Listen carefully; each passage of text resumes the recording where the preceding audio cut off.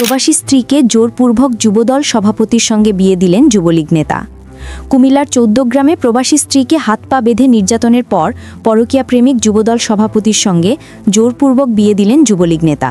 মঙ্গলবার ২১ অক্টোবর রাতে বজলুর রহমান নামের যুবলীগ নেতা এবং ইউপি সদস্য কর্তৃক ওই গৃহবধূকে লোমহর্ষক নির্যাতনের একটি ভিডিও ভাইরাল হয়েছে। বৃহস্পতিবার ১৬ অক্টোবর উপজেলার ৪ নম্বর শ্রীপুর ইউনিয়নের গোপালনগর গ্রামে এ ঘটনা ঘটে। নির্যাতনের শিকার গৃহবধূ ওই গ্রামের প্রবাসী রতন মিয়ার স্ত্রী।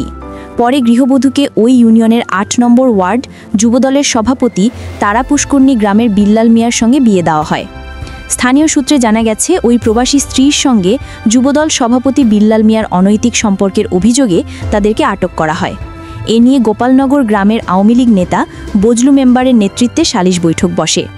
ভিডিওতে দেখা যায় সালিশে হাত পা বাঁধা অবস্থায় বজলু মেম্বার ওই প্রবাসী স্ত্রীকে লাঠিপেটা এবং শারীরিক নির্যাতন করছে।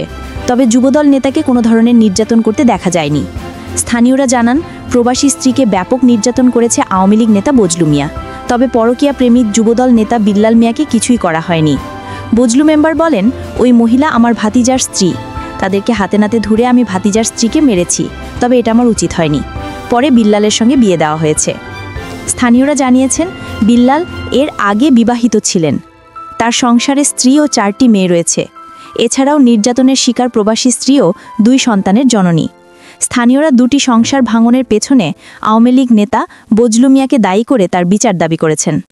১৪ গ্রাম থানার ওসি হিলাল উদ্দিন আহমেদ জানান, প্রবাসী স্ত্রীকে নির্যাতনের ভিডিওটি নজরে এসেছে এবং এই বিষয়ে ব্যবস্থা গ্রহণে পুলিশ কাজ করছে।